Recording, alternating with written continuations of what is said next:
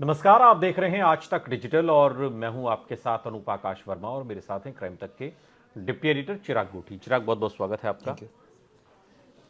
हरिद्वार में जो कुछ हुआ, विधायक और पूर्व विधायक के बीच में यानी उमेश कुमार और कुंवर प्रणव सिंह चैंपियन, कई राउंड फायरिंग हुई। बिल्कुल पिस्तौल लेकर पूर्व विधायक मौजूदा विधायक के घर पहुंच गए और वहां से जो मौजूदा विधायक है उन्होंने भी पिस्तौल अपनी निकाल ली बाहर। पुलिस पकड़ती रही। सब कुछ जो कुछ भी हुआ उसने न सिर्फ हरिद्वार बल्कि उत्तराखंड और देश को भी शर्मसार करने का काम किया कि ये कैसे जनप्रतिनिधि हैं जिनकी ये इस तरीके की हरकत है। अब इस पर उत्तराखंड हाईकोर्ट ने स्वतः संज्ञान लिया है। चिराग, उत्तराखंड हाईकोर्ट ने इस पूरी घटना का जब स्वतः संज्ञान लिया है तो इसका क्या मतलब है, क्या मतलब निकाला जाए? देखिए, हाई कोर्ट ने इसको बहुत सीरियसली लिया इस केस को, क्योंकि हम सब ने देखा, बल्कि पूरे देश ने देखा इसकी वीडियो कि एक पूर्व विधायक जो है वो आ, ऐसा लग रहा था वो माननीय नहीं है बल्कि वो गुंडे हैं। जिस तरह की उन्होंने हरकत की बिल्कुल। और कई राउंड फायरिंग की। प्रणव चैंपियन की मैं बात कर रहा हूँ। उसके बाद हमने देखा जो विधायक हैं, मौजूदा विधायक खानपुर से, वो अपना हथियार लेकर वो भी मारने के लिए चल दिए। बाद में दोनों का वीडियो वायरल हुआ और काफ़ी चर्चा का विषय हुआ। यहाँ तक कि राजनीति में, उत्तराखंड की राजनीति में चर्चा का विषय बन गया। लेकिन अब हाई कोर्ट ने इसमें स्वतः संज्ञान लिया, यानी कि कॉग्निजेंस लिया है। और ये एसएसपी जो हरिद्वार हैं, प्रमेंद्र डोभाल, और जो प्रशासन है, उन दोनों को ही निर्देश दिया है कि इसमें सख्त कार्रवाई हो। इसमें लाइसेंस उनके सीज कर लिए गए हैं और हथियार भी सीज कर लिए गए हैं। इसमें आने वाले वक्त में चूंकि देखिए जो ऑफेंस बनता है वो एक पूर्व विधायक आ रहे हैं और वो गोलियां चला रहे हैं, तो सीधा सीधा किसी को मारने के मकसद से आ रहे हैं। मारने का ही मकसद है, इसमें तो और कोई मकसद है नहीं। तो ये एक सेक्शन उन पर ऑब्वियसली लगेगा। लेकिन उमेश कुमार की जहाँ तक बात है, वो हमने देखा कि उन्होंने फायरिंग नहीं की, लेकिन वो हथियार उन्होंने लहराया पब्लिकली। तो ऑब्वियसली ये भी ऑफेंस है कि आप इस तरह से हथियार का, आपको हथियार इसलिए नहीं दिया गया, इसका आपने बेजा इस्तेमाल किया हथियार का, आपको अपनी सुरक्षा के लिए हथियार दिया गया है। और इस पर स्वतः संज्ञान लिया है हाईकोर्ट ने। अब देखते हैं हाईकोर्ट क्या इस पर आगे दिशा निर्देश देती है क्या, क्योंकि इसकी जांच तो ऑलरेडी पुलिस भी कर रही है एक लेवल पर। और पुलिस ने, मुझे लगता है, इसमें अच्छा काम किया है, क्योंकि शुरुआत में बेशक इसमें त्वरित कार्रवाई नहीं हुई, लेकिन उसके बाद एकदम पुलिस ने दोनों आरोपियों को गिरफ्तार किया। और उमेश कुमार को तो बेल मिल गई, क्योंकि उनका ऑफेंस इतना संगीन नहीं था जितना संगीन प्रणव चैंपियन का था, जिन्होंने गोलियां चलाई। तो उनको जेल भेज दिया गया है। लेकिन ऐसी घटना दोबारा ना हो और जो विधायक हैं वो अपनी मर्यादा का ध्यान रखें कि वो विधायक हैं। क्योंकि उत्तराखंड हाईकोर्ट ने रुड़की में जो निर्दलीय विधायक उमेश कुमार और पूर्व विधायक कुंवर प्रणव सिंह चैंपियन के बीच हुई गोलीबारी और गाली गलौची घटना का स्वतः संज्ञान लेते हुए जिलाधिकारी और वरिष्ठ पुलिस अधीक्षक हरिद्वार से आरोपियों के खिलाफ सख्त कार्रवाई करने के तो निर्देश दिए, जिसका जिक्र भी चिराग ने किया। हाईकोर्ट ने कहा कि देवभूमि में बाहुबली प्रदर्शन शर्मनाक है और अक्षम्य है। ये टिप्पणी हाईकोर्ट की है। वर्तमान विधायक और पूर्व विधायक के बीच सरेआम हुई ताबड़तोड़ गोलीबारी, गाली गलौच ऐसी की हद है। ये जनप्रतिनिधि, मतलब सुन के शर्म आ जाए। उनके वीडियो राष्ट्रीय न्यूज चैनलों, समाचार पत्रों की सुर्खियां बनने से उत्तराखंड की छवि खराब होने से चिंतित हाईकोर्ट ने के अवकालीन न्यायाधीश न्यायमूर्ति राकेश थपलियाल की खंडपीठ ने स्वतः संज्ञान लिया इस पूरी घटना का।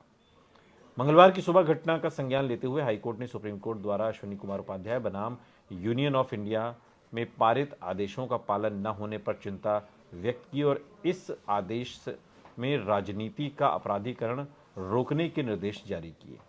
ये तमाम चीज़ें हैं। इसके अलावा जिलाधिकारी ने जानकारी दी कि दोनों के शस्त्र लाइसेंस रद्द कर दिए गए हैं और उनको दी गई सुरक्षा को हटाने के लिए सरकार समीक्षा कर रही है। वर्तमान बताया गया है कि दोनों के खिलाफ विभिन्न न्यायालयों में 19 मुकदमे लंबित हैं। बताइए। तो ये कोई दोनों ही विधायक अपने स्तर पर, अब उमेश कुमार का तो इतिहास सभी जानते हैं भाई, उन्होंने हरीश रावत का स्टिंग ऑपरेशन किया, सरकार भी गिर गई वो, और फिर वो उधर त्रिवेंद्र सिंह रावत का भी उन्होंने स्टिंग ऑपरेशन किया। इन पर आरोप है कि पश्चिम बंगाल में भी कुछ लोगों का इन्होंने स्टिंग ऑपरेशन किया था। तो एक तरीके से ब्लैकमेल पत्रकार के तौर पर इनकी अपनी एक छवि रही, ऐसे आरोप इन पर लगते रहे लगातार। दूसरी तरफ कुंवर प्रणव सिंह चैंपियन है। आपको याद होगा, तकरीबन मेरा ख्याल है 2016 में एक वीडियो सामने आया था जिसमें ये एक पिस्तौल इनके मुंह में थी, एक पिस्तौल इनके इस हाथ में, एक पिस्तौल इनके इस हाथ में। अगर शायद 2-3 हाथ होते तो उन सभी हाथों में इनके पिस्तौल होती। ये इस तरीके के वीडियो, और बड़ा ही शौर्य, इस पे बहुत गर्व महसूस कर रहे थे ये सब करते हुए। दोनों के जो इतिहास रहा है वो मैंने आपको बताया।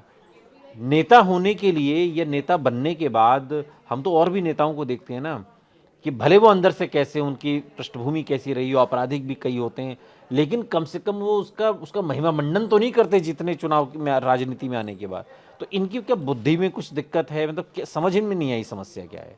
आपने एक फैक्ट बताया इसमें कि 19-19 19 मुकदमे हैं, बताइए। तो ये तो क्लियर कट है कि ये कोई साधारण आदमी तो नहीं है। नहीं, मैं ये कह रहा हूं कि आपको रोक रहा हूं, मैं ये कह रहा हूं कि मुकदमे औरों पर भी हैं। अभी जैसे दिल्ली में चुनाव हो रहा है, तो इसमें भी बहुत सारे कैंडिडेट हैं जिन पे मुकदमे, संगीन मामले भी हैं, लेकिन वो लोग अपने उस क्राइम का महिमा मंडन तो नहीं करते कि पिस्तौल लेके निकल गए, अरे निकल तो बाहर, गाली गलौच हो रही है, नाच रहे हैं बंदूक लेकर। मैं इस साइकोलॉजी पर आना चाहता हूँ, मैं दोनों ही इसे बातें समझना चाह मैं रहा हूँ। दोनों ही बातें आपसे करूंगा। पहले तो 19 मुकदमे किसी पर भी ऐसे नहीं दर्ज होते। हाँ। अगर एक मुकदमा मुझे याद है दिल्ली में उमेश कुमार पर दर्ज है बलात्कार का। इसके अलावा जो आपने बोला कि स्टिंग ऑपरेशन करने के माहिर हैं, देखिए स्टिंग ऑपरेशन करना कोई अपराध नहीं है, अपराध नहीं है, Until and लेकिन unless- उन पर आरोप लगे ब्लैकमेलिंग के। हाँ ठीक है, वो आरोप लगे, मैं उन पर उस पर जब तक ऑन रिकॉर्ड अगर कोई ऐसी चीज हो तो अलग बात है। प्रॉपर्टी डीलर थे, एक चैनल के मालिक बने, उसके बाद अचानक जो है वो अचानक से संपत्ति भी बढ़ी, बढ़ी। अब वो अचानक से बढ़ी, कैसे बढ़ी, इन्होंने अपनी डिक्लेयर्ड जो संपत्ति वो करी, वो 50 करोड़ के 50 करोड़ के आसपास। आसपास की। और ऑब्वियसली अगर ज्यादा होगी तो इनकम टैक्स को देखना चाहिए इस पर, वो अपने आप इसकी इन्वेस्टिगेशन करेगा नहीं करेगा हमें नहीं पता। ठीक है। लेकिन इतना मैं आपको बता दूं, इस केस में जो 19-19 मुकदमे वाली आपने बात की, पहले उस पर आता हूं। ये देखना होगा कि 19 मुकदमे किस तरह के इनके ऊपर है। क्या ये पॉलिटिकल मुकदमे हैं, जैसे कोई प्रोटेस्ट वगैरह के टाइम पर होते हैं, कई सारे ऐसे मुकदमे भी होते हैं जो जिनको संगीन धारा नहीं है। लेकिन अगर मुकदमे संगीन है, जैसे एक रेप का केस है इनके ऊपर, तो ये तो कोई ऐसा मुकदमा नहीं है कि ये पॉलिटिकल मोटिवेटेड हो, काइंड ऑफ। दूसरी बात इसमें, दूसरी जो आपने बात कही महिमा मंडन वाली, जो आपने कही कि ये लोग ये तो एक अजीब सी साइकोलॉजी है कि आपने अगर मैं कुंवर चैंपियन की बात करूं कि ये तो इसे बेवकूफ़ी कहेंगे इसको। और ये बेवकूफ़ी किस दिन हो रही है, जब सारा देश गणतंत्र मना रहा है, तो यहाँ दो लोग गणतंत्र मना रहे हैं। अब सोचिए, अब तो वो अब अलग मतलब अलग। वो भी लोकलाज नहीं बची है। उसके बाद अभी भी देखिए जिस तरह से वो आए सुबह और उन्होंने हथियार लहराया और उसके बाद उन्होंने फायरिंग कर दी, 70 से 80 राउंड फायरिंग हुई है। तो ऐसे में सवाल तो खड़े होती है ना कि क्या इसके पीछे किसे दिखाना है, मतलब इसमें तो लग रहा है ना जैसे कि मैं इनके खिलाफ सख्त एक्शन होना चाहिए। किसे दिखाना चाहते हैं, क्या दिखाना दोनों के चाहते हैं। खिलाफ सख्त एक्शन अब होना चाहिए। इनके लाइसेंस कैंसिल जैसे अब प्रशासन कर रहा है, ये तो बहुत पहले ही हो जाने चाहिए थे। खैर अब वो देर आए दुरुस्त आए, इनके कैंसिल होने चाहिए। जो क्रिमिनल मुकदमे इनके ऊपर है, इनकी प्रोसीडिंग्स टाइमली होनी चाहिए, तेज चले मुकदमे, ताकि उनका फैसला है सामने, पता लगे कि भाई इनकी रियलिटी क्या है लोगों को। क्योंकि आप विधायक बनने का मतलब ये नहीं कि आप किसी को भी धमकाने के लिए चले जाएंगे पहला। और अगर आप पूर्व विधायक हैं, 4 बार के विधायक हैं, तो आपको भी कोई राइट नहीं कि जाके गोलियां चलाना आप शुरू कर दें। ये क्या मतलब है? पता नहीं, मेरे तो बुद्धि समझ में नहीं आ रही। होता है ना कि भाई आप आदमी भले चाहे जैसा है,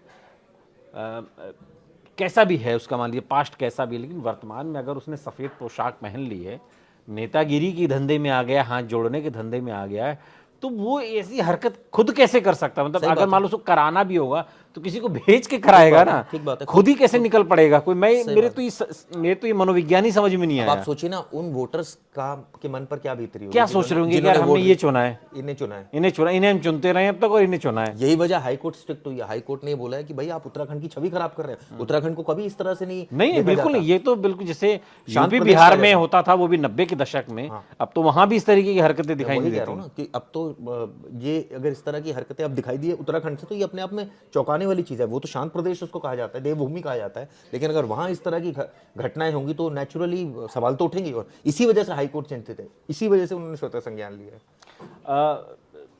इस स्वतः संज्ञान के बाद अब जो भी कार्रवाई हो, निश्चित तौर पर हो भी रही है, जैसे लाइसेंस वगैरह तो रद्द किए भी गए हैं। क्या उम्मीद की जाए कि दोनों नेता कुछ सबक लेंगे, कम से कम सामाजिक जीवन में, निजी जीवन में भले चाहे जैसे रहे? भविष्यवाणी नहीं कर सकता, पहली बात। दूसरी बात, फांसी पर नहीं लटका सकते। अगर किसी ने जितना जुर्म किया उसको उतनी सजा मिलेगी, सिंपल सी बात है। और इस केस में भी अगर उन्होंने अगर फायरिंग किया तो नेचुरली जो सेक्शंस बनते हैं एज पर लॉ वो लगने चाहिए। पुराने केसेस में स्पीडी ट्रायल होना चाहिए, लेकिन वो होगा नहीं, अभी मुझे पता है।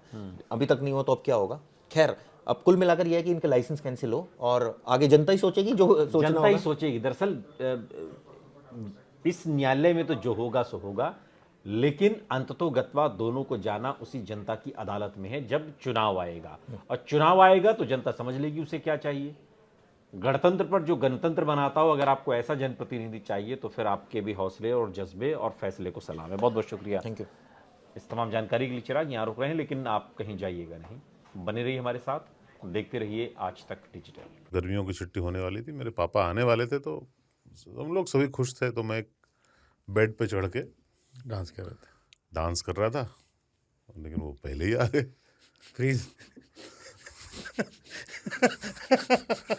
तो मैं उस समय तो कंटिन्यू नहीं कर सकता था ना, तो फ्रीज फ्रेम टाइप का हो गया। कसम पैदा कर